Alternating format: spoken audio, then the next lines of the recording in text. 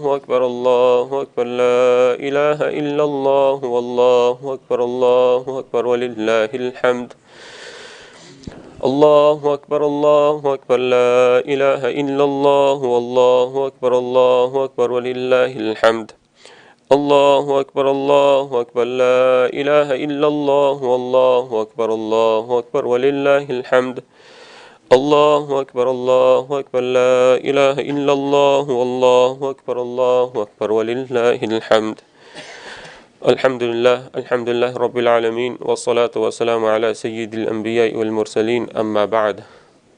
Alhamdulillah, it's a great blessing of Allah subhanahu wa ta'ala that He has blessed us with Eid. And two of the celebration that we have is one Eid-ul-Fitr and Eid-ul-Adha. Eid-ul-Adha, we know what is it for and what is the purpose behind it. How did it come into existence? Rasulullah sallallahu alaihi wasallam said, Eid-ul-Adha is the sunnat of your father Ibrahim alayhi salam.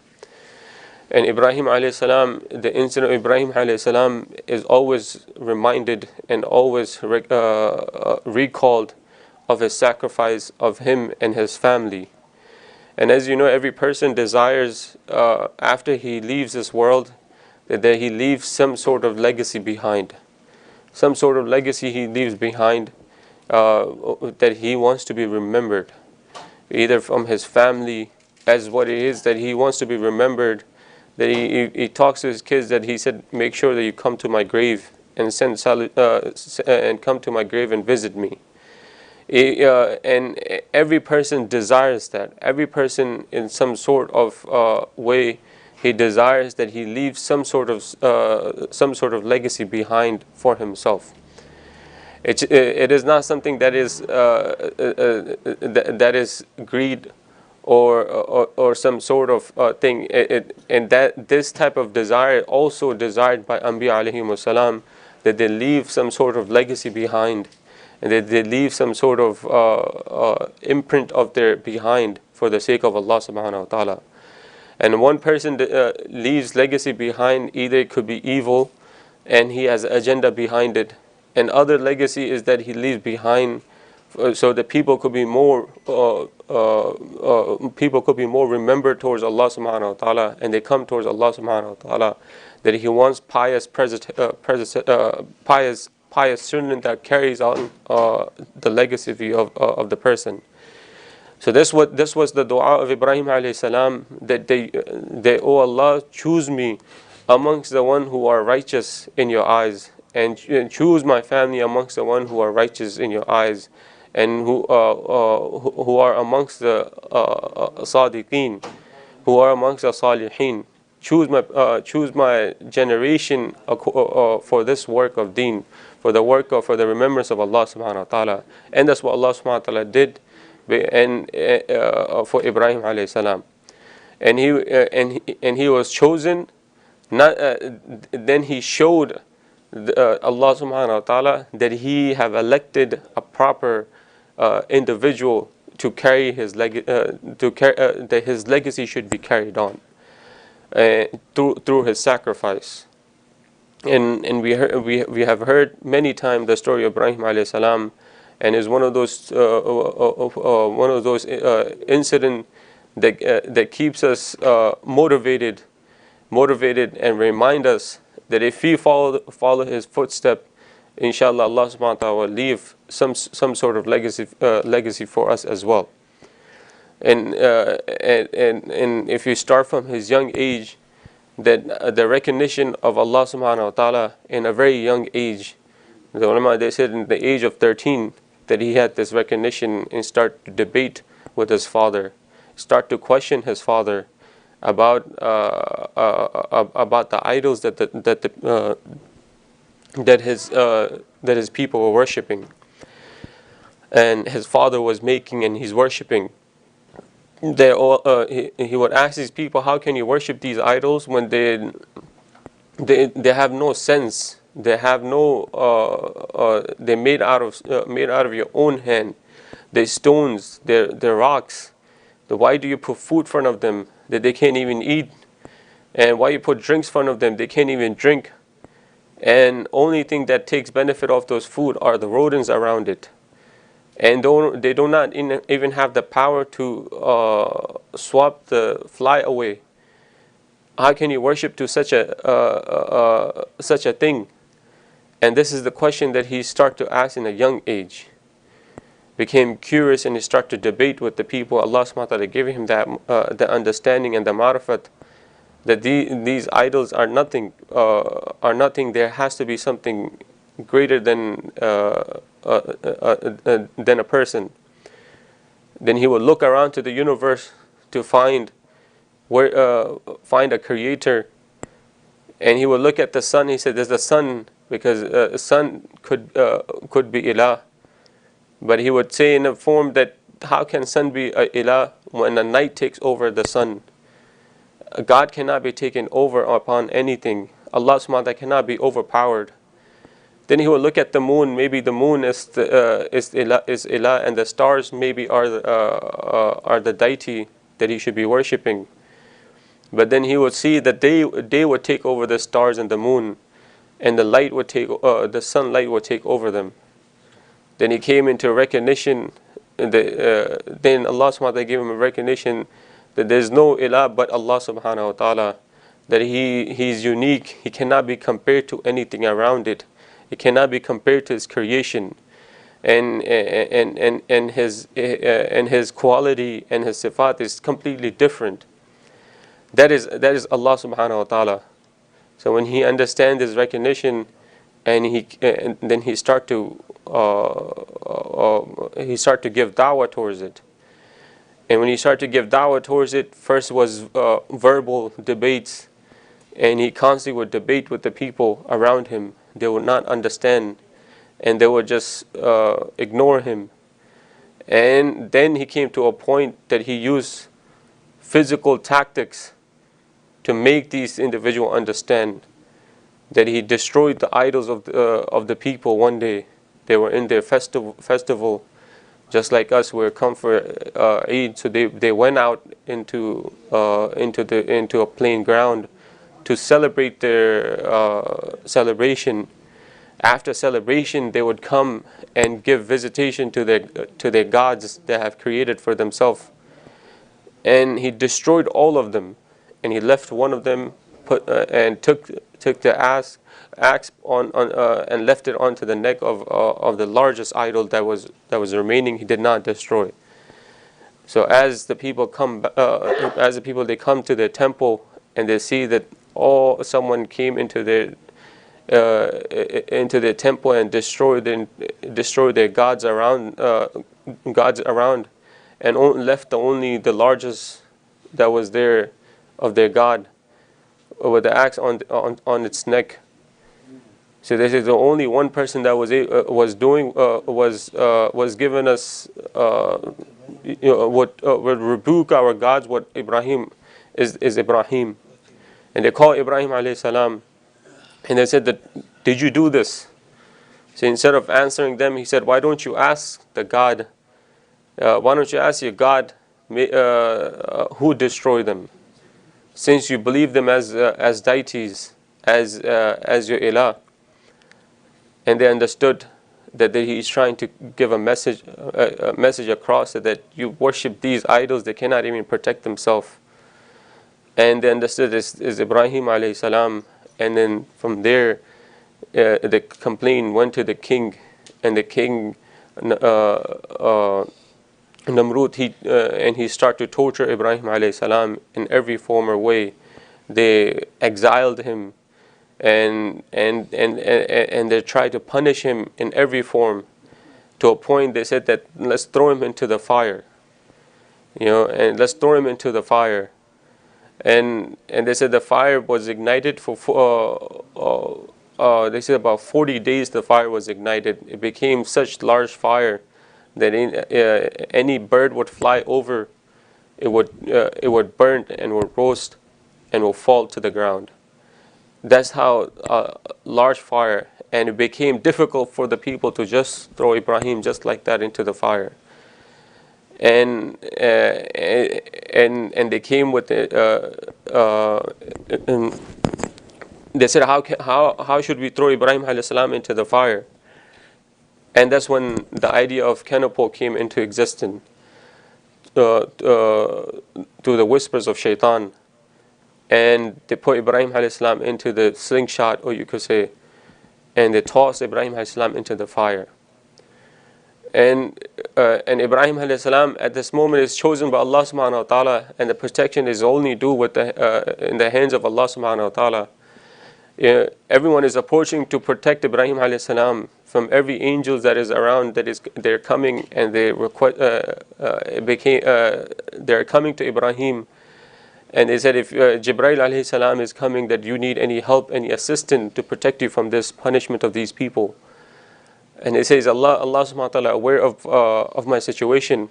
He said, of course He's aware of your situation, because Ibrahim alayhi salam chosen as what?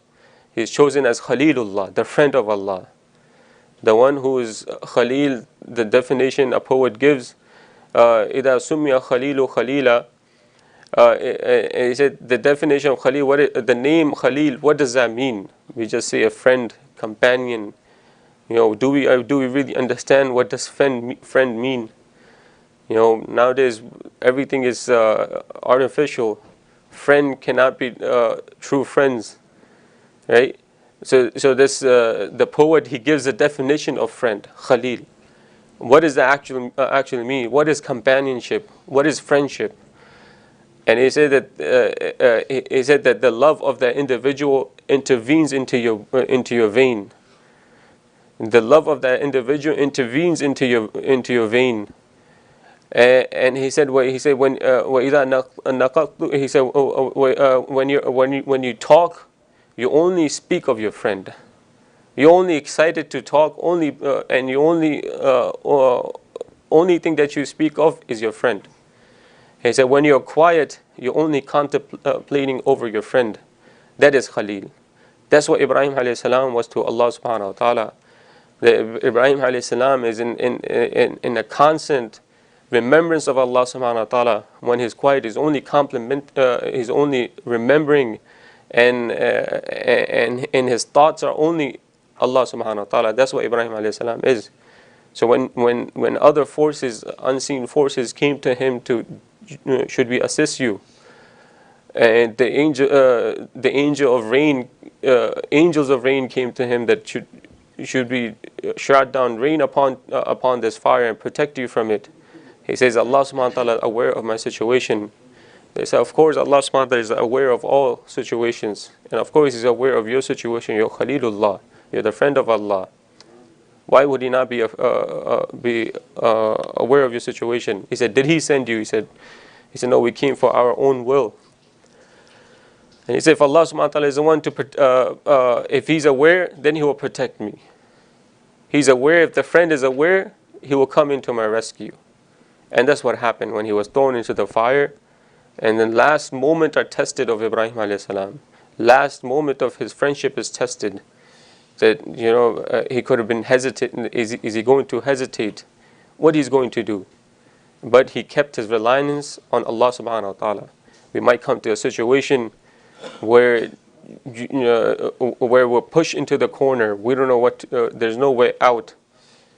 And at that moment, that is a test from Allah subhanahu wa ta'ala. Who do we run towards? Do we run towards the creation of Allah, or do we run to the Creator, who have created everything? And when he's thrown into the fire, Allah subhanahu wa ta'ala commands the fire and shows a miracle to the entire world. And they said, and the fire that's supposed to burn, and it became a means of tranquility upon Ibrahim alayhi salam. He said, not a single hair was burned onto Ibrahim alayhi salam.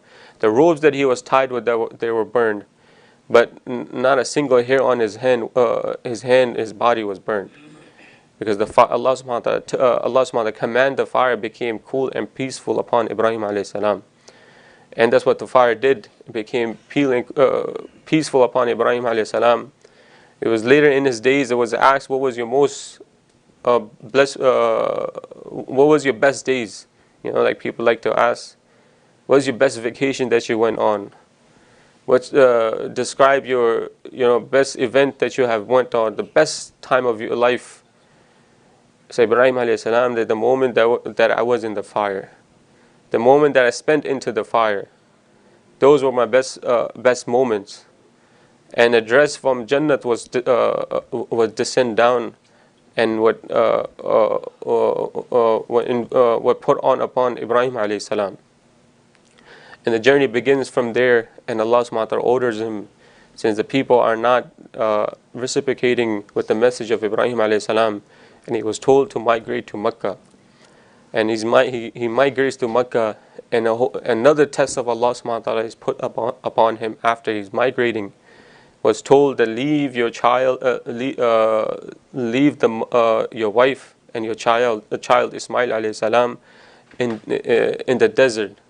It's not a city, it's not a house or anything. Just leave him there, and to migrate from there to somewhere else, which is Masjid al-Aqsa,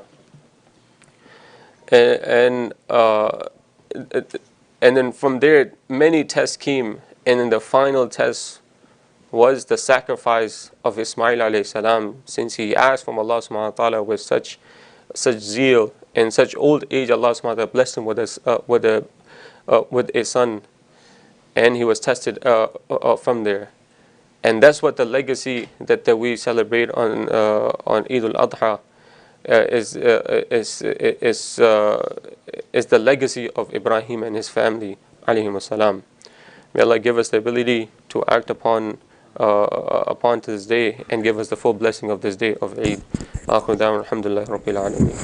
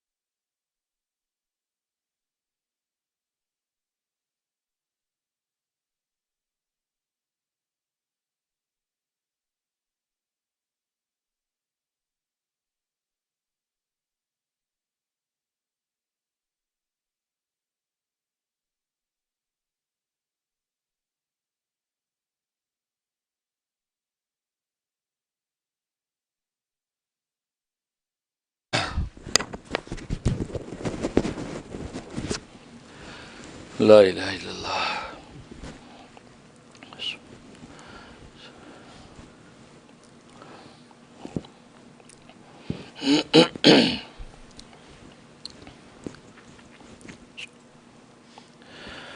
Alhamdulillah. Alhamdulillah nahmaduhu wa nasta'inuhu wa nastaghfiruhu wa nu'minu bihi wa natawakkalu alayhi wa na'udzu billahi min shururi anfusina wa min sayyiati a'malina. من يهده الله فلا مضل له ومن يضلله فلا هادي له ونشهد أن لا إله إلا الله وحده لا شريك له ولا نظير له ولا مثل له ولا مثال له ونشهد أن سيدنا وسندنا وشفيعنا وشفيع أمرنا وحبيبنا وحبيب ربنا ومولانا محمد عبده ورسوله أرسله الله إلى كافة للناس بشيرا ونذيرا وداعيا إلى الله بإذنه وسراجا منيرا. أما بعد فأعوذ بالله من الشيطان الرجيم. بسم الله الرحمن الرحيم.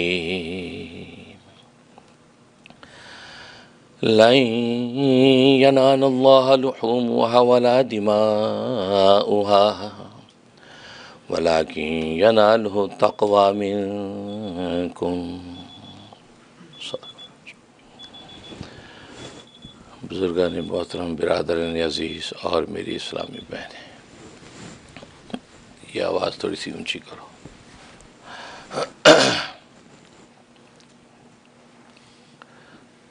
اللہ تبارک و تعالی نے نعمت اور مصیبت کے اعتبار سے 3 عالم پیدا کیے ہیں. ایک تو وہ عالم ہے جہاں نعمت ہی نعمت ہے، مصیبت کا کوئی شائبہ نہیں ہے. اس عالم کو عالم جنت کہتے ہیں. دوسرا وہ عالم ہے جہاں مصیبت ہی مصیبت ہے، نعمت کا کوئی شائبہ نہیں ہے. اس عالم کو عالم جہنم کہتے ہیں. اور تیسرا وہ عالم ہے جہاں جنت کی سی نعمتیں بھی ہیں اور جہنم کی سی مصیبتیں بھی ہیں. اس عالم کو عالم دنیا کہتے ہیں. گویا کہ دنیا کا عالم جنت کی نعمتوں اور جہنم کی مصیبتوں کا مجموعہ ہے. تو گویا کہ یہ 3 طرح کے عالم اللہ تبارک و تعالی نے پیدا کر رکھے ہیں. لیکن دنیا کا یہ عالم، یہاں پر جنتوں کی سی نعمتیں اور جہنم کی سی مصیبتیں بھی ہیں. تو سوال یہ پیدا ہوتا ہے کہ اللہ تبارک و تعالی انسان کی نفسیات کو جانتے ہیں، بلکہ انسانی نفسیات کے خود خالق ہیں. انسان کو تو نعمت اچھی لگتی ہے کیونکہ نعمتوں سے اس کو راحت ملتی ہے. مصیبت سے انسان بھاگتا ہے.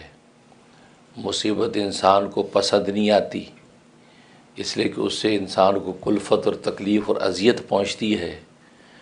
تو پھر دنیا کے عالم میں انسان کو بسانے کے لیے جب بھیجا ہے تو یہاں نعمتیں ہی نعمتیں ہوتی، مصیبتوں کی کیا ضرورت تھی؟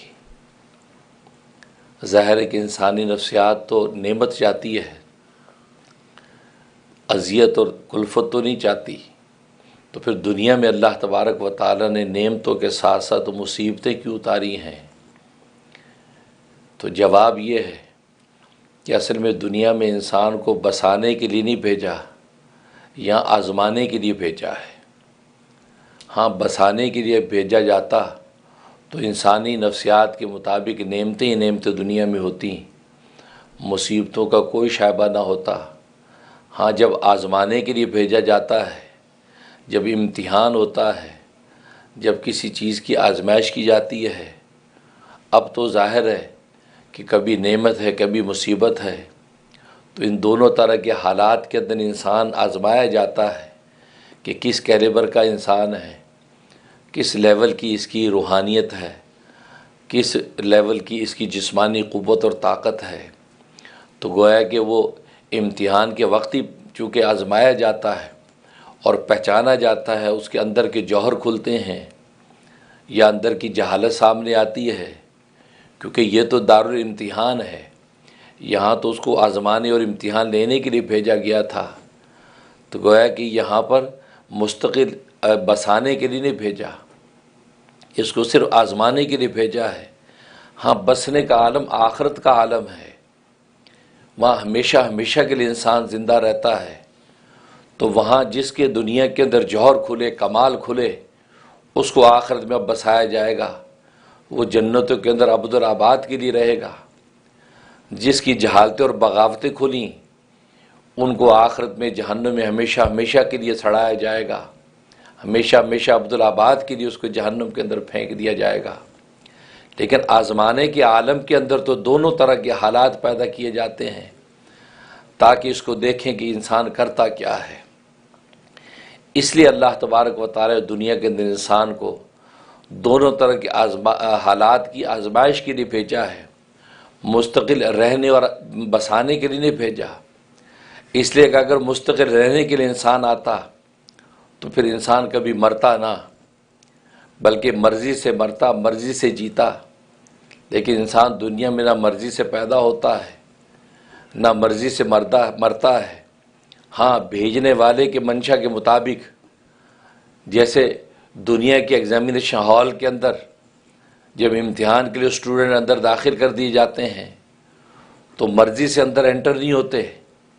8 o'clock کا ٹائم ہے تو 8 o'clock ہی دروازہ کھلے گا, اب سب انٹر ہوں گے, اور پھر اس کے بعد مرضی سے نکلتا نہیں ہے, جو بھی گائیڈ لائن ہوگی اس کے امتحان کی اس کے بعد ہی نکلتا ہے.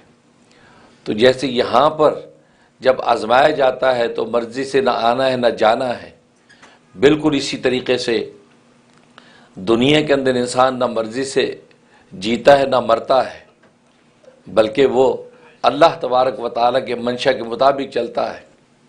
اگر انسان مرضی سے مرتے اور جیتے تو پھر دنیا میں کوئی نہ مرتا, کیونکہ کوئی مرنا نہیں چاہتا. اور پھر انسان اپنی مرضی سے پیدا ہوتا تو پھر ظاہر ہے کہ ہر گھر کے اندر بیٹے بھی ہوتے, بیٹیاں بھی ہوتی.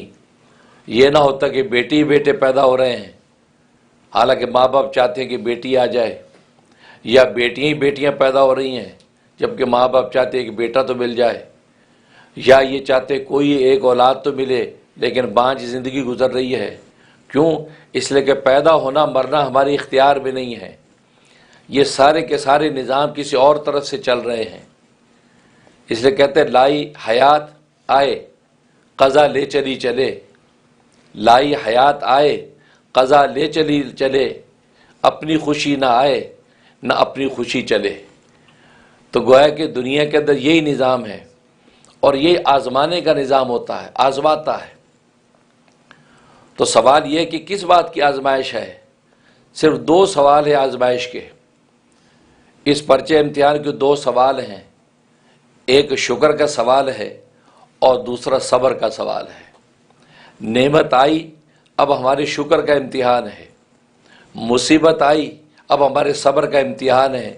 کیونکہ دنیا کے اندر کوئی بھی انسان ایسا نہیں ہے کہ جو مصیبت اور نعمت دونوں طرح کے حالات نہ دیکھتا ہو. اس پر اگر مصیبت آتی ہے تو اب صبر کا امتحان, اس پر نعمت آتی ہے تو اب شکر کا امتحان. دنیا کے اندر کم سے کم کوئی انسان ایسا نہیں جس کے بعد نعمتیں ہی نعمتیں ہوں اور مصیبت کوئی نہ ہو, یا کسی کے بعد مصیبتیں ہی مصیبتیں ہوں نعمت کوئی نہ ہو. نہیں, یہ مشترکہ عالم ہے, یا نعمت اور مصیبت دونوں طرح کی چیزیں ملتی رہیں گی. ہاں ایوریج کے اعتبار سے کسی کے پاس نعمت زیادہ کسی کے پاس کم, کسی پر مصیبتیں زیادہ کسی پر کم, لیکن ہوں گی دونوں طرح کی. کیوں؟ اس لیے کہ انسان کے 2 سوال جو شکر اور صبر, اس کا امتحان ہے کہ یہ شکر کب کرتا ہے, صبر کب کرتا ہے, اور شکر اور صبر پر جو قائم رہا گویا کہ یہ اس امتحان کے اندر کامیاب ہو گیا. تبھی تو بہادر شاہ ظفر کہتا ہے کہ ظفر آدمی نہ اس کو جانیے گا, گو کیسے صاحب فہم و ذکا. ظفر آدمی نہ اس کو جانیے گا, گو کیسے صاحب فہم و ذکا. جسے عیش میں یاد خدا نہ رہی, جسے تیش میں خوف خدا نہ رہا. بس آدمیت اور انسانیت بس اسی کا نام ہے. عیش ہو تو یاد خدا ہو, تیش ہو تو خوف خدا ہو. بس اس گویا کہ اس جنبیلے کے اندر اس طریقے سے اگر یہ چلتا رہا تو اللہ تبارک و تعالی کہیں تو اس کو جو ہے یہ کہے گا کہ لئن شکرتم لازیدنکم, اگر تم نعمتوں کا شکر کرو گے تو ان نعمتوں کے اندر مزید اضافہ کر دوں گا. اور کہیں کہے گا ان اللہ مع الصابرین, کہ بے شک اللہ صبر کرنے والوں کے ساتھ ہے.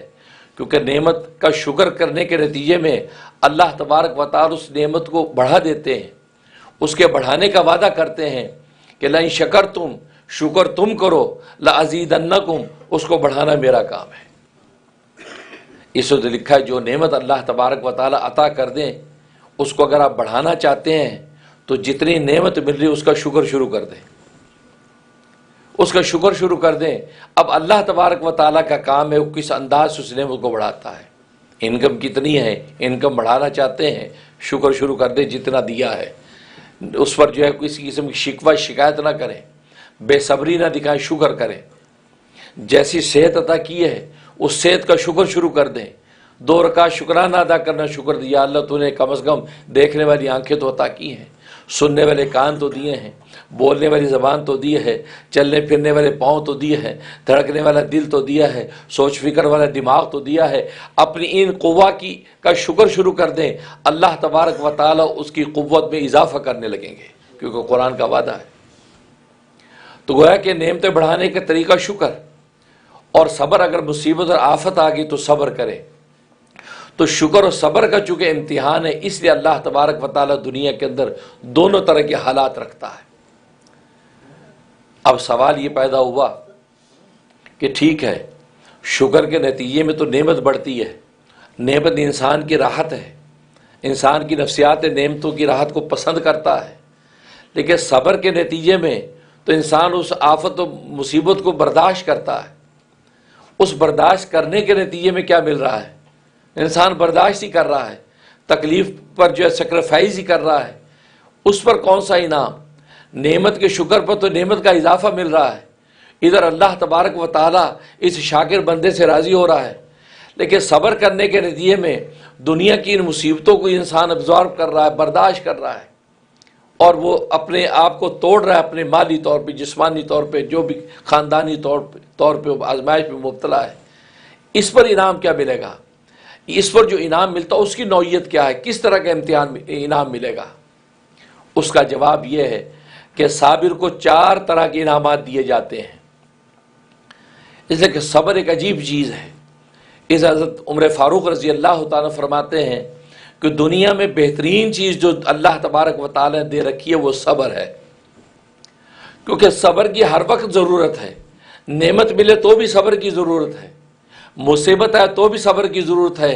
انسان کی زندگی کا شب و روز اور لمحہ ایسا نہیں جہاں صبر کی ضرورت پیش نہیں آتی. اس لیے صبر و تحمل یہ سب سے بڑی طاقت ہے. چاہے انبیاء اکرام علیہ الصلوۃ والسلام میں سب سے بڑی جو طاقت اور تحمل پیدا کیا جاتا ہے وہ صبر کا پیدا کیا جاتا ہے. ان پر آزمائشیں توڑی جاتی ہیں. خود نبی نے فرمایا اشد البلائی الانبیاء، کہ سب سے زیادہ بلائیں انبیاء پر آتی ہیں. فالامثل والامثل، پھر جو اس کے زیادہ جتنی مماثلت میں ہوگا، ان کے نقش قدم پر چلنے والا ہوگا، اسی طرح ان پر آزمائشیں ٹوٹتی ہیں. سب سے زیادہ آزمائشیں کیوں؟ اس لیے ان کے اندر جو تحمل اور صبر پیدا کرنا مقصود ہوتا ہے، وہ صبر وہی تو اس دعوت دین کو اور خدا کے نام کو بلند کرنے کا ذریعہ ہے. اس لیے کہ اگر صبر و تحمل نہیں تو کچھ بھی نہیں ہے. چنانچہ انبیاء کرام علیہ الصلوۃ والسلام پر سب سے بڑی طاقت صبر کی پیدا کی جاتی ہے، تحمل کی پیدا کی جاتی ہے. اور آپ جانتے ہیں کہ انبیاء کرام علیہ الصلوۃ والسلام نے بکریاں چرائیں. بکریاں چرانے کا حکم کیوں دیا جاتا ہے؟ ان میں صبر و تحمل پیدا کرنے کے لیے، کیونکہ بکری ایک معصوم سا جانور ہے اور بیوقوف سا جانور ہے، اور اپنی معصوم بیوقوفیں کدھر بھی منہ کر لیتا ہے. پھر اس کو مارنا پیٹنا آسان، اس کو پکڑنا گھسیٹنا آسان. اب انبیاء کو ان بکریوں کے ذریعے سے تربیت ان کے تحمل اور صبر کی جاتی ہے. چنانچہ خود نبی کریم صلی اللہ علیہ وسلم فرماتے ہیں ہر نبی نے بکریاں چرائی ہیں، یہاں تک کہ میں نے بھی بکریاں چرائی ہیں، کیونکہ بکریاں چرانے کے ذریعے سے انسان کے صبر و تحمل کا امتحان لیا جاتا ہے، وہ صبر و تحمل پیدا کیا جاتا ہے. چنانچہ حدیث میں آتا ہے حضرت موسیٰ علیہ السلام بکریاں چرا رہے ہیں، اور طبیعت آپ کو پتہ ہے حضرت موسیٰ علیہ السلام کی جلالی طبیعت، ان کا مزاج جلالی ہے. بکریاں چرا رہے ہیں. اب ایک بکری جو ہے وہ ریوڑ سے الگ دوڑ گئی. حضرت موسیٰ علیہ السلام اس کو ڈھونڈ رہے ہیں، دوڑ رہے ہیں، بھاگ رہے ہیں. بکری آگے آگے پیچھے پیچھے، یہاں تک کہ خوب اس سے دوڑایا، تھک ہار گیا. جب وہ خود رکی تو حضرت موسیٰ علیہ السلام وہاں رکے. اب اس وقت حالات کا تقاضا تو یہ تھا کہ موسیٰ علیہ السلام اس کی پٹائی کرتے، ڈنڈے مارتے، ٹانگ توڑ دیتے کہ ظالم یہ کیا حرکت ہے.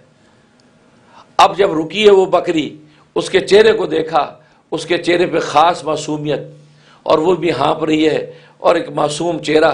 ادھر موسیٰ علیہ السلام بھی تھکے آ رہے، ہانپ رہے ہیں. اس کا یہ عنوان دیکھا، اس کے چہرے سے غرض کو صاف کرنے لگے، اس کو چومنے لگے، اور کہنے گئے اللہ کی بندی بھلی مانس، تو میری فکر تو نہ کرتی، میری اگر فکر نہیں تو نہ صحیح، اپنی فکر تو کرتی. تو نے مجھے تو دوڑایا، اپنے آپ کو تم نے زخمی کیا، اپنے آپ کو تو نے تکلیف پہنچائی، اپنے آپ کو تو نے تھکایا.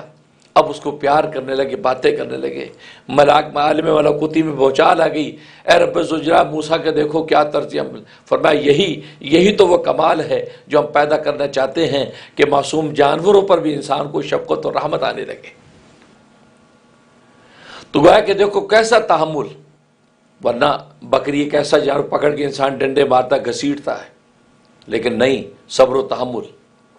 جس طریقے سے بکریوں کو یوں سمیٹتا ہے انسان، ایسے کل امت کے اندر نادان لوگ ہوں گے جو ادھر سے ادھر بھاگیں گے، ان کو بھی انبیاء سمیٹیں گے.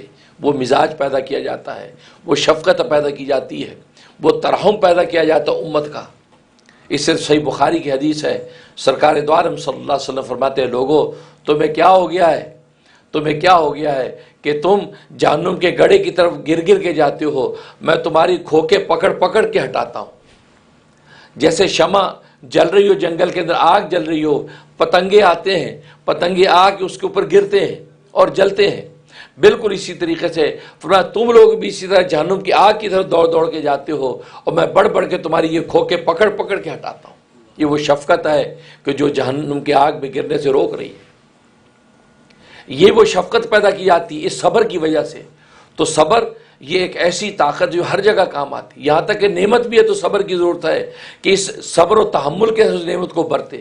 کھانے کی نعمت تو صبر و تحمل سے کھائے، پہننے اوڑھنے کے سے نعمت ہے تو اپنی حدود کے اندر پہنے اوڑھے، برتنے اور گھومنے کی نعمت تو اس کو اپنی حدود کے اندر. کیونکہ جب نعمت خوب ہے، مال و کثیر ہے، تو آنکھیں بند کر کے جو پیسہ اڑائے اور عیاشی کرے اور مال کے ذریعے سے ظلم ڈھائے، اپنی خواہشات پر جو ہے مال کو پھینکے اور دنیا کی خواہشوں کو اپنی خواہشیں بنا کے خریدے. نہیں، یہی تو نعمت میں بھی صبر کی ضرورت ہے کہ صبر و تحمل کے ساتھ، صبر و تحمل کے انسان کا ہے. جیسے کہتے ہیں کہ ٹھنڈی پنجابی میں کہتے ہیں ٹھنڈی کر کے کھا، ٹھنڈی کھا، بہت ہی روٹی نہ لڑ جاوے. کہتے ہیں بہت ہی روٹی لڑ گئی، بہت ہی روٹی لڑ گئی، مطلب ہے صبر تحمل سے. اللہ نے عطا کیا تو کوئی نہیں تھا. یہ نہیں کہ اب سب کو کچلنا شروع کر دو، یہ نہیں کہ کل کو آنا ربکم الاعلی، میں تمہارا سب سے بڑا رب ہوں، خدائی کا دعویٰ کر دو. تو معلوم ہوا کہ نعمت کے اندر بھی صبر کی ضرورت ہے، اور مصیبت میں تو صبر کی ضرورت ہے ہی ہے. اس لیے فرمایا تو نعمتوں کے اندر اللہ تبارک و تعالیٰ جو ہے شکر کو دیکھتا ہے، اور مصیبتوں میں صبر. اب صبر انسان جب کرتا ہے تو 4 طرح کی نوعیتیں، 4 طرح کے انعامات دیے جاتے ہیں.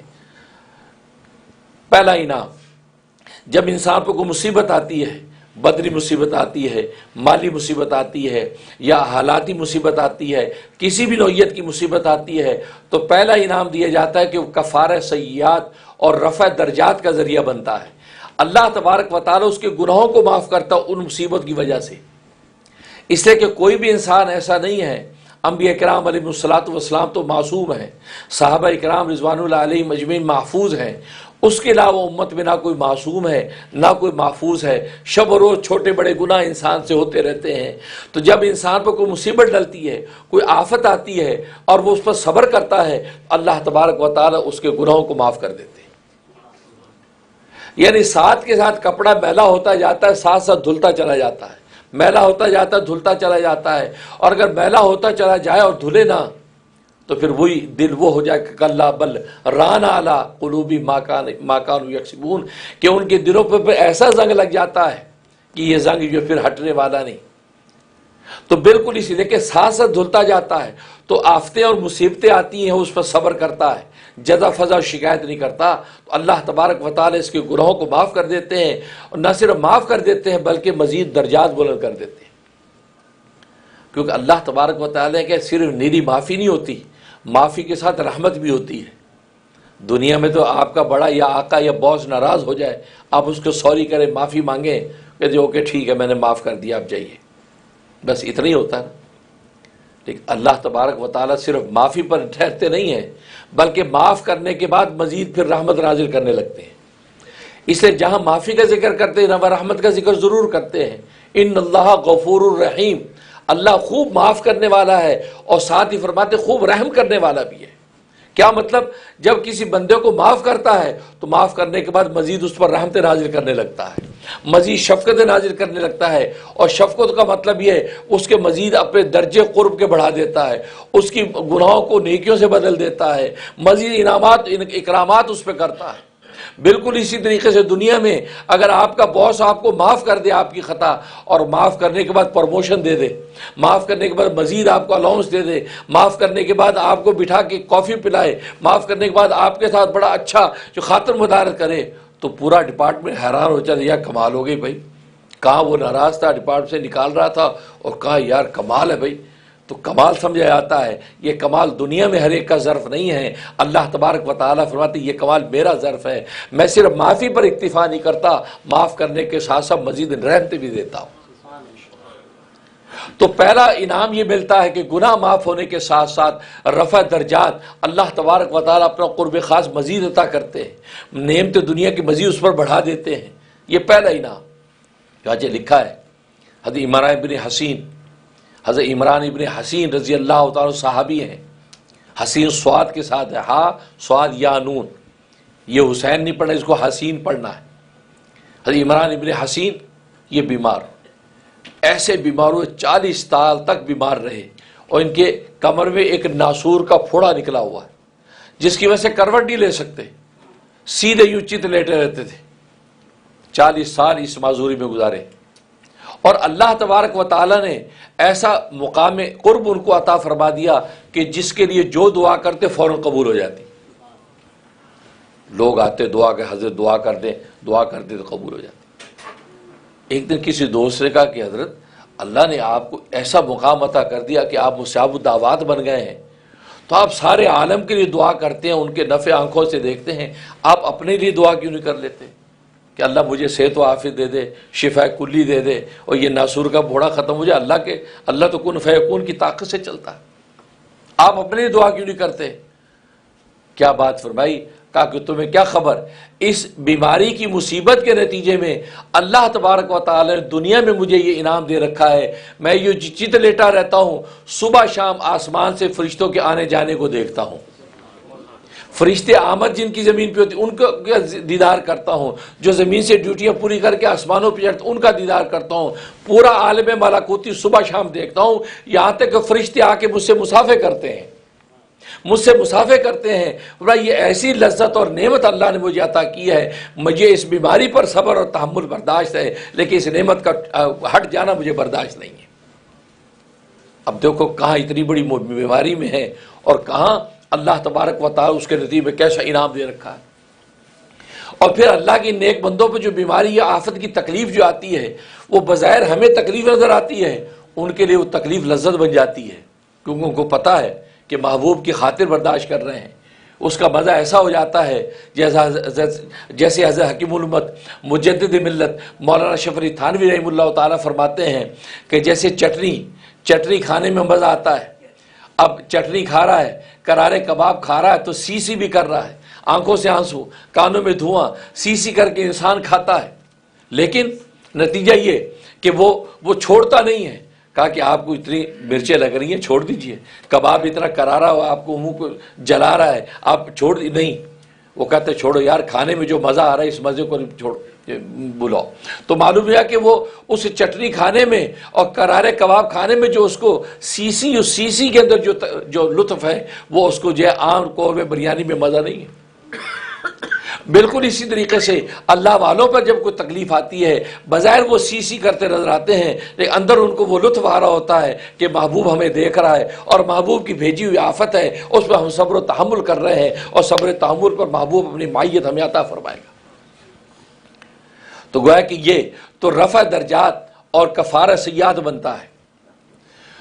اور دوسرا انعام یہ کہ یہ دنیا جس کے اندر انسان مبتلا ہو کر شہد کی مکھی کی طرح، شہد میں مکھی کی طرح ڈوب سکتا ہے. جیسے شہد کے اوپر مکھی بیٹھتی ہے، شہد کو چاٹتی ہے، یہاں تک کہ اتنا چاٹتی، اتنا ڈوبتی ہے کہ اس کے اندر پھنس جاتی ہے. وہ شہد کی لذت میں ایسا پھنستی ہے کہ وہ موت ہونے کے بعد ہی نکلتی ہے. تو بالکل اسی طریقے سے دنیا کے اندر منہمک ہوا، دنیا کے اندر پھنسا، اس کے لذتوں کے اندر غرق ہوتا چلا گیا، یہاں تک کہ اس مکھی کی طرح شہد میں ایسا پھنس جاتا ہے، دنیا کے لذتوں اور دلدل میں ایسا گھستا ہے، پھر اس سے بچنا ممکن نہیں ہے، موت ہی اس کو نکالتی ہے. لیکن جب انسان پر آفتیں اور مصیبتیں آتی رہتی ہیں، بیماریاں آتی رہتی ہیں، تو فرمایا دوسرا انعام ملتا ہے. دوسرا انعام یہ ملتا ہے کہ دنیا سے اس کی نگاہ ہٹ جاتی ہے. دنیا میں جو انہماک تھا، دنیا کے اندر جو اس کا ذہن ہر وقت دنیا دنیا دنیا کمانے بنانے اور اٹھانے میں لگا ہوا ہے، اس کو آخرت کی خبر ہی نہیں، دنیا کے خالق کی طرف نگاہ ہی نہیں. تو یہ اس کیفیت سے نکل کر وہ اللہ تبارک و تعالیٰ کی طرف متوجہ رہتا ہے. تو دنیا کا جو انہماک ہے، اس کے دلدل میں پھنسنا، وہ اس کی کیفیت کم ہو جاتی ہے، کیونکہ دماغ اب دوسری طرف ہے. چانچہ لکھا ہے، تفسیروں میں واقع آتا ہے، ایک بادشاہ وقت ایک درویش ایک اللہ والے کا بڑا معتقد تھا۔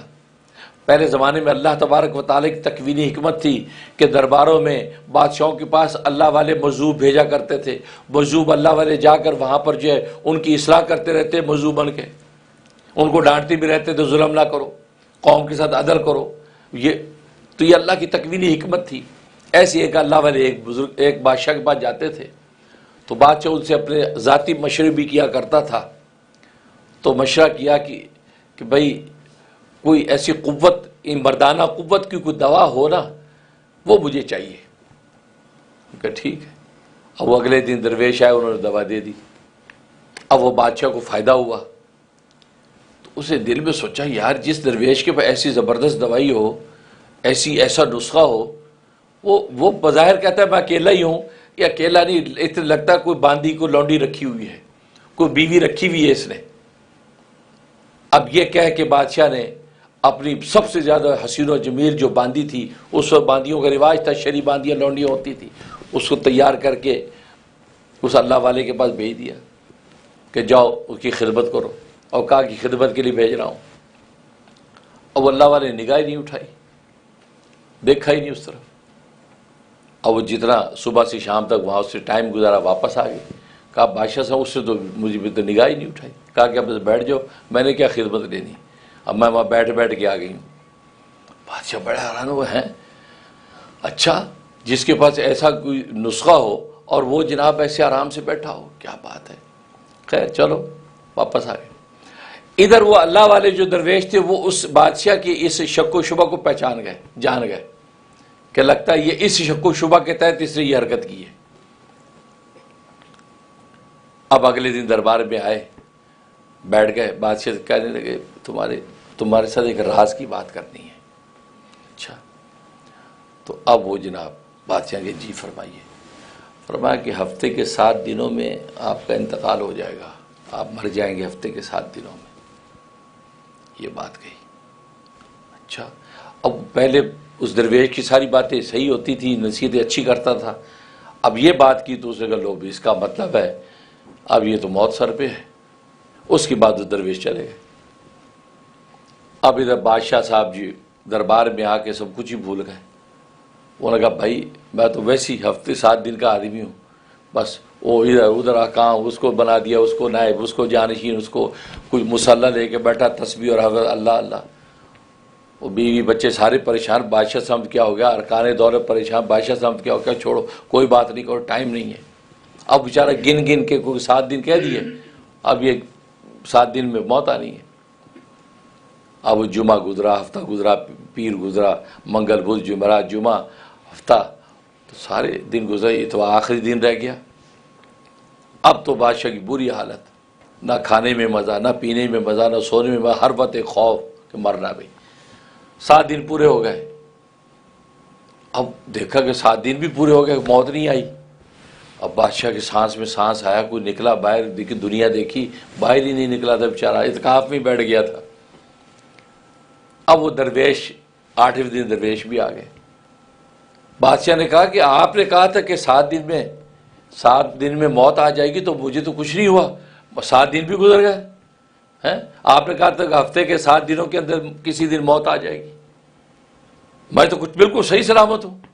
پر میں نے یہی کہا تھا نا کہ ہفتے کے 7 دنوں میں کسی دن موت آئے گی، تو کسی دن ہی آئے گی نا، منگل کو آئے گی، بدھ کو آئے گی، جمعرات کو آئے گی۔ اس بیچارے نے یہ سمجھا کہ 7 دنوں کے یہ جو 7 days آ رہے ہیں ان میں کسی دن آئے گی۔ فرمایا کہ ہفتے کے 7 ہی دن ہوتے ہیں اور 7 دنوں میں کسی دن ہی آئے گی موت۔ اب وہ بادشاہ سمجھا، اب انہوں نے کہہ رہے ہیں اس کے بعد آہستہ سے کہا کہ وہ دوا کا اثر کیسا چل رہا ہے، دوا کا اثر کیسا چل رہا ہے۔ پیروں میں گر گیا کہ بھائی معاف کر دی، سمجھ میں آ گئی بات، میں نے آپ پہ جو بدگمانی کی تھی کہ مجھے جو ہے درویش ایسی دوائی دی تو ضرور اس کے پاس بھی کوئی باندھی لونڈی بیوی ہوگی، لیکن میں نے بدگمانی کی تھی، معافی چاہتا ہوں۔ واقعی جس کو آخرت کی فکر ہو، جس کے سامنے موت منڈلا رہی ہو، جو ہر وقت ملک الموت کا خیال کرے، جو نماز میں کھڑا ہو تو اس حال میں کھڑا ہو یہ سوچے کہ میرے پیچھے ملک الموت کھڑا ہے، یہ نماز میری آخری نماز ہے، وہ کہاں اس دنیا کے ناجائز دھندوں کے اندر پڑ سکتا ہے۔ وہ کہاں یہ سوچ سکتا ہے کہ دنیا میں کیا ہونے والا ہے، کیونکہ اس کو تو فکر ایک ہی ہے. وہ تو پھر اعتکاف کے اندر آتا تو بس بیٹھا رہتا خدا کے گھر میں، یا اللہ بس یہاں سے تیرے گھر میں پہنچنا ہے. تو اس لیے دنیا میں جو انہماک تھا، وہ دنیا کے انہماک جو انسان کا جو کم ہو جاتا ہے. اس لیے فرمایا کہ یہ انسان کے اندر جب یہ کیفیت پیدا ہوتی ہے تو یہ اللہ کے انعام ہوتا ہے کہ اللہ تبارک و تعالیٰ اس کو دنیا سے ہٹا کے اپنے آخرت کی طرف متوجہ کرتا ہے. اور تیسرا انعام کہ فرمایا کہ انسان کے اندر بدن میں جب کمزوری پیدا ہو جاتی مصیبت سے، مرض سے، آفت سے، تو نتیجہ کیا ہوتا ہے؟ گناہوں کی طاقت کم ہو جاتی ہے. اب ایک آدمی بیمار ہو گیا، اب بیماری میں انسان کو صحت کے علاوہ کسی چیز کی فکر نہیں ہوتی، گناہوں کو بھول جاتا ہے. گناہ تو بدنی کمزوری انسان کو گناہوں سے دور کرتی ہے. آفت مصیبتوں کے جھمیلوں میں جب پھنستا ہے تو گناہوں کی عیاشیاں بھول جاتا ہے، تو پھر اللہ تبارک و تعالیٰ کی طرف متوجہ ہوتا ہے. تو فرمایا کہ یہ تیسرا انعام یہ دیا جاتا ہے کہ بدنی کمزوری یا آفت و مصیبتوں کی وجہ سے سوچ و فکر جب منتشر ہو جاتی ہے تو پھر اس کو یہ خدا کے سوا کوئی چیز یاد نہیں رہتی. پھر اس وقت وہ خدا کو یاد کرتا ہے، اور اللہ تبارک و تعالیٰ اس وقت بھی اس کو خالی ہاتھ نہیں چھوڑتے، ضرور اس کی جھولی کو بھر دیتے ہیں. یہ تانا نہیں دیتے کہ آج تک تو نے مجھے یاد نہیں کیا، اب مجھے یاد کرتا ہے. نہیں، اللہ تبارک و تعالیٰ پھر بھی اس کو نوازتا ہے. تو تیسرا انعام یہ دیا جاتا ہے کہ بدنی کمزوری جب انسان پہ آتی ہے، ضعف آتا ہے، تو پھر آٹومیٹکلی گناہ یہ نہیں چھوڑتا، گناہ اس کو چھوڑ جاتے ہیں. اب بڈھا فرتوت جب ہو گیا تو بڑھاپے میں جا کے گناہ اس کو چھوڑ دیتے ہیں. خود تو گناہ نہیں چھوڑے تھے آج تک، لیکن بڑھاپے میں گناہ اس کو چھوڑ جاتے ہیں. اب گھٹنوں میں جان نہیں ہے، ٹخنوں میں طاقت نہیں، ہاتھ پیر میں راشا ہے، اب پورا کا پورا وجود کہاں پر ہے، گناہ کہاں سے کرے گا؟ گناہ اس کو چھوڑ جاتے ہیں. اسے وہ کہتے ہیں کہ قبل اس کے کہ گناہ تمہیں چھوڑ جائیں، تم گناہوں کو چھوڑ دو تو اللہ تبارک و تعالیٰ کیا تمہارا مرتبہ متعین کر دیا جائے گا. اللہ اکبر. تو اس لیے فرمایا بدنی کمزوری میں یہ ہوتا ہے. اور چوتھا انعام یہ دیا جاتا ہے کہ دنیا کے اندر جب آفت مصیبتیں ڈال دی جاتی ہیں تو گویا کہ اس گناہ کی سزا دنیا میں نمٹ جاتی ہے. دنیا میں نمٹ جاتی ہے. یہ بہتر اس سے کہ آخرت کی سزا کے اندر مبتلا ہو، کیونکہ دنیا کی سزا میں اگر پکڑا گیا تو کوئی بات نہیں، اس آفت مصیبت کی وجہ سے آخرت میں پاک صاف ہو کر پہنچے گا. چنانچہ حدیث میں آتا ہے ایک مسلمان مرنے کے وقت میں اس کے دل میں چاہت ہوئی کہ زیتون کا تیل پیوں، زیتون کا تیل پینے کو جی چاہا. اور دوسری طرف ایک یہودی کافر وہ مرنے لگا، اس کے دل میں چاہت پیدا ہوئی کہ مچھلی کے کباب کھاؤں، مچھلی کھاؤں، فش اس کے دل میں آیا. اب اللہ تبارک و تعالی نے دو فرشتے بھیجے. ایک فرشتہ مسلمان کے پاس بھیجا، کہا کہ اس کے وہ الماری اور طاق کے اندر زیتون کا تیل پڑا ہے، اس زیتون کے تیل کی بوتل کو گرا کے توڑ دو، کہیں وہ پی نہ لے. لہذا وہ گیا، اسے زیتون کی بوتل گرا دی اور ٹوٹ گئی، زیتون ضائع ہو گیا. گھر والوں کو جب اس نے کہا زیتون پینا ہے، کہا کہ لے کے آتے ہیں. جب گئے کہ بوتل ٹوٹ گئی. وہ تو زیتون تھا، وہ تو ٹوٹ گیا، اب کہاں سے لائے؟ اب وہ بیچارے کو بڑی تکلیف، مسلمان کو، کہ زیتون پینے کو جی چاہ رہا تھا، ملا نہیں. ادھر یہودی کافر، اس نے کہا کہ مچھلی کھانے کو دل کر رہا ہے. تو گھر کے ساتھ ہی تالاب تھا. اللہ تبارک و تعالی نے فرشتہ بھیجا، کہا کہ اس کے تالاب میں مچھلی نہیں، مچھلی جا کے ڈال دو وہاں. فرشتے نے وہاں جا کر مچھلی ڈال دی. آپ نے یہاں تو نہیں دیکھے ہوں گے، بنگلہ دیش میں دیکھے ہوں گے. بنگلہ دیش میں گھروں کے ساتھ تالاب ہوتے ہیں. میں بنگلہ دیش کیا تو وہاں ہم نے دیکھے وہ تالاب ہوتے ہیں، اس کے اندر مچھلیاں ہوتی ہیں. وہ کہتے ہیں کہ مہمان وغیرہ آ جائے تو اسی میں سے پکڑ کے جلدی سے مچھلی کھلاتے ہیں. تو وہاں خوب مچھلی کا آپ کو پتہ ہے بنگلہ دیش میں زور شور ہے. خیر ہم جب گئے تو ہم نے خوب مچھلی کھائی. تو ہر گھر کے ساتھ تالاب ہوتے ہیں. تو تالاب میں مچھلی ڈال دی. اب وہ گھر والوں نے مچھلی پکڑی تو مچھلی نکل آئی، ان کو بھون کے اس کو کھلا رہے. خیر یہ سب اپنی اپنی خواہش کے مطابق دونوں کا انتقال ہو گیا. تو وہ دونوں فرشتے آپس میں ملاقات کرتے تو بڑے حیران ہوتے کہ یار یہ کیا ماجرا ہے، کیا ماجرا ہے کہ اللہ نے اس مسلمان جو مخلص بیچارہ اس کو زیتون نہیں پینے دیا اور بیچارہ اسی حسرت میں مر گیا. اور وہ کافر یہودی، اس کو اللہ نے مچھلی باقاعدہ ڈلوائی تالاب میں، اور اس کو جو ہے اسے کھایا پیا جی بھر کے، اس کے بعد دنیا سے گیا. اب آپس میں بات کر رہے ہیں کہ یار اس میں کیا لاجک ہے. کبھی ہمیں تو سمیت اللہ سے پوچھتے ہیں. یہ دونوں فرشتے اللہ کے سامنے حاضر ہوئے.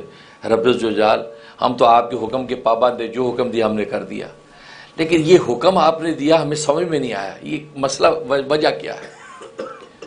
اس پر اللہ تبارک و تعالیٰ نے عجیب بات فرمائی، یہ وہ راز ہے جو دنیا میں مصیبتیں آفتی آتی ہیں تو اس کے پیچھے یہ وہ راز تھا۔ فرمایا کہ اصل میں یہ جو یہودی تھا، یہودی کافر جو دنیا کے اندر نیک کام کرتا رہا، غریبوں کی خدمت، دوسروں کے ویلفیئر کے کام، رفاہی کام، دنیا میں جو بھی نیک کام کرتا رہا، میں نے ہر نیک کام کا بدلہ اس کو دنیا میں دیتا رہا، سارے نیک کاموں کا بدلہ دنیا میں اس کا میں نے نمٹا دیا۔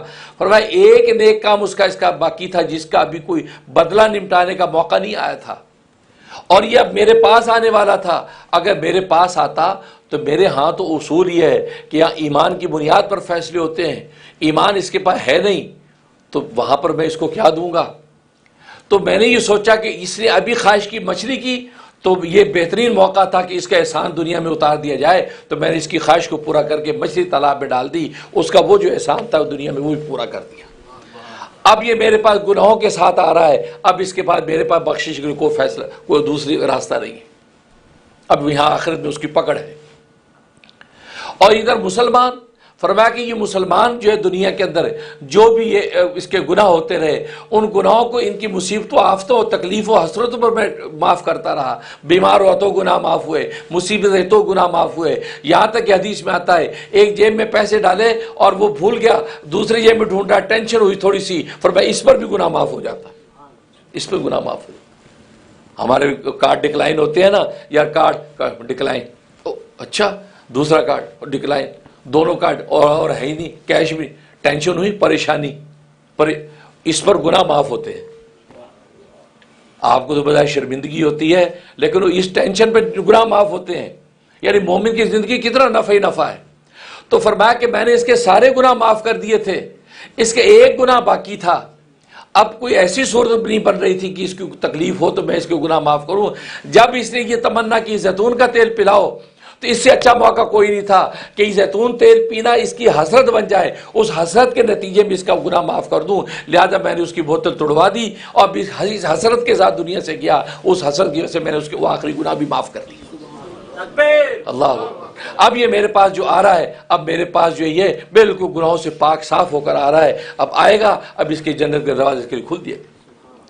تو دیکھو صبر کی وجہ سے 4 انعامات، اور ظاہر ہے یہ جو مہینہ ذی الحجہ کا، یہ حج کے مہینے، یہ ساری داستان صبر پر ہے۔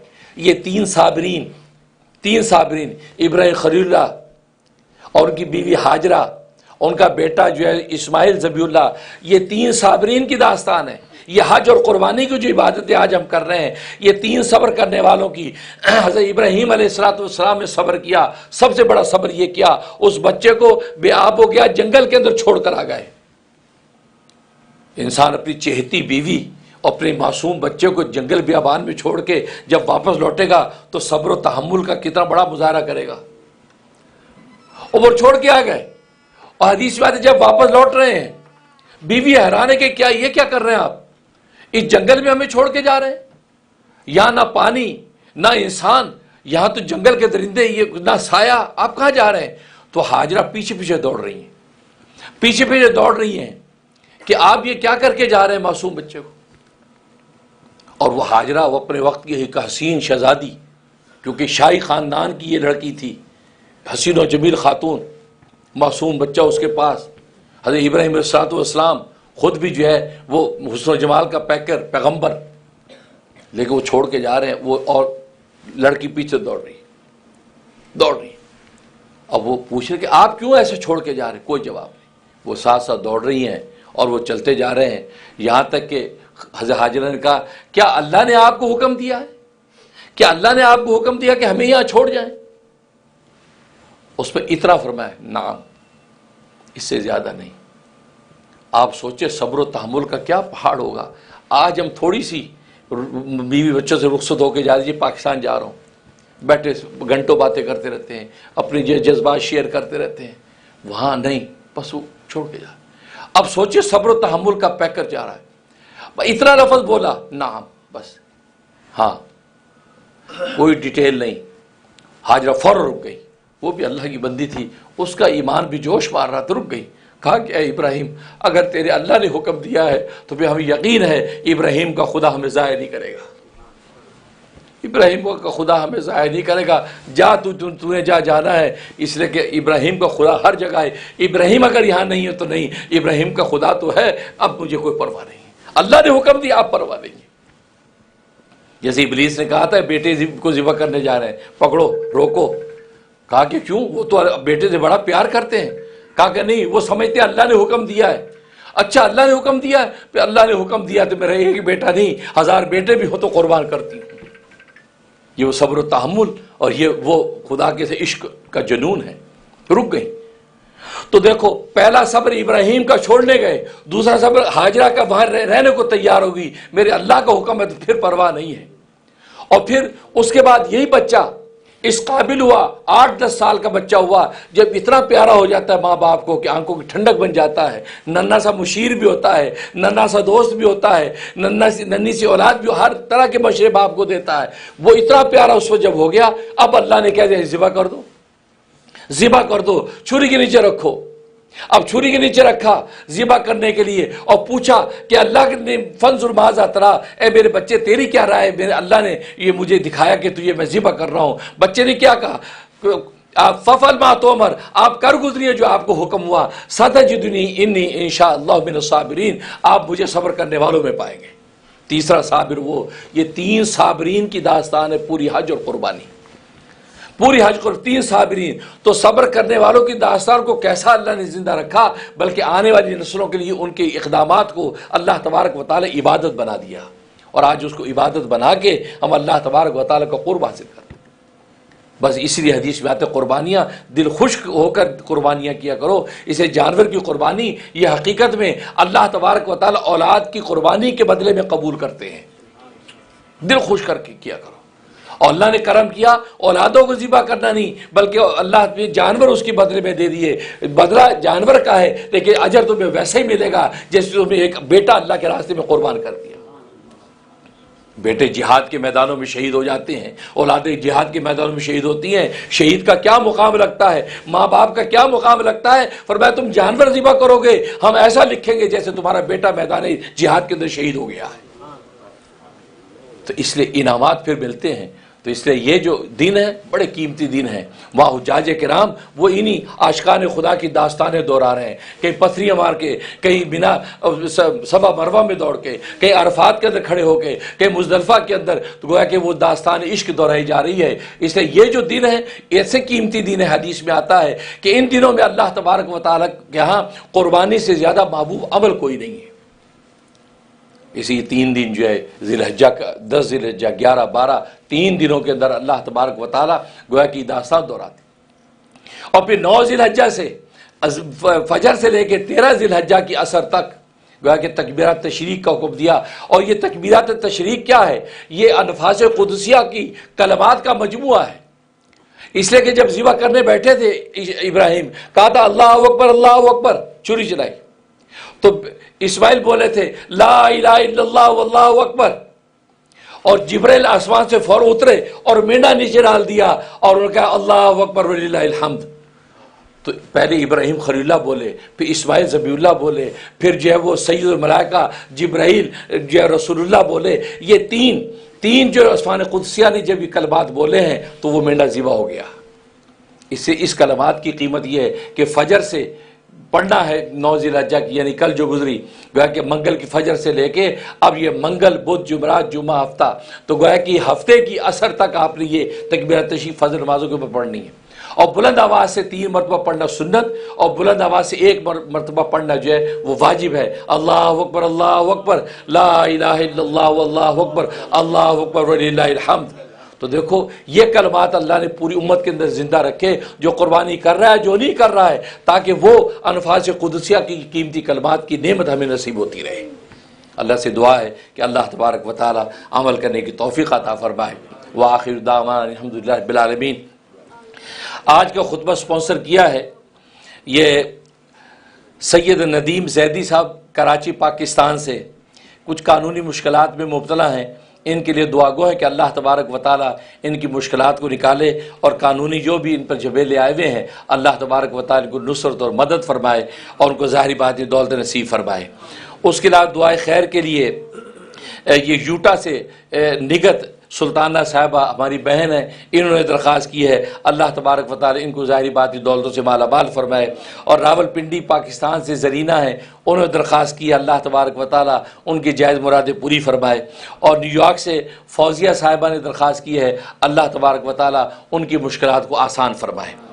اس کے علاوہ جو ہے ایک ضروری اعلان بھی آپ حضرات سے شیئر کریں، ضروری اعلان کہ آپ کے نفع کی ایک چیز ہے، باہر جو ایک سٹال لگا ہوا ہے، وہ سٹال جو ہے وہ وائٹامنس کا سٹال ہے۔ الشفا نامی جو کمپنی وائٹامنس کی، انہوں نے وہ وائٹامن حلال وائٹامن تیار کیے ہیں، وہ چیو ہیں، بس وہ میٹھی میٹھی جو ہے وہ گولیاں ہیں، وہ آپ کو چبا کے کھا لیں بس۔ تو وہ وائٹامنز حلال، وہ چونکہ اکارڈنگ ٹو شریعہ وہ میں نے پورا اس کی تحقیق کر کے اس کا فتویٰ جاری کیا کہ بالکل حلال وائٹامنز ہیں، کیونکہ بہت سے وائٹامنز یہاں مارکیٹ میں ایسے ہیں وہ حرام ہیں، وہ اکارڈنگ ٹو شریعہ حرام ہے، وہ انسان جو لوگ کھا رہے ہیں لوگوں کو پتہ نہیں، اور وائٹامنز زندگی میں ضروری ہے، انسان اپنی باڈی کے لیے کھاتا ہے۔ تو وہ حلال وائٹامن ماشاءاللہ بہت زبردست تیار کیے گئے ہیں مارکیٹ میں، وہ اس کا سٹال باہر لگا ہوا ہے، آپ اس سے ضرور فائدہ اٹھائیں، اور ہر طرح کے بچوں کے بڑے کے بچیوں ہیں وہ کھائیں، اور بس یہ ایک وائٹامن تو گائے کو بہترین جو ہے وہ وائٹامن آپ کے نافع ہوں گے، اور شر اس کے اندر کسی قسم کی کوئی ماشاءاللہ خرخشہ نہیں ہے۔ اللہ سے دعا ہے کہ اللہ تبارک و تعالی حلال طریقے سے ہمیں ظاہری باطنی قوتیں اور طاقتیں نصیب فرمائے، آپ اس سے فائدہ اٹھا سکتے ہیں۔ اور کوئی اعلان ہے؟ تو بس اسی پر بس کرتے ہیں انشاءاللہ۔ ابھی جو ہے نماز عید الاضحیٰ کے لیے آپ لوگ تیار ہو جائیں اور سب سیدھی کر لیں۔ وآخر دعوانا الحمدللہ رب العالمین۔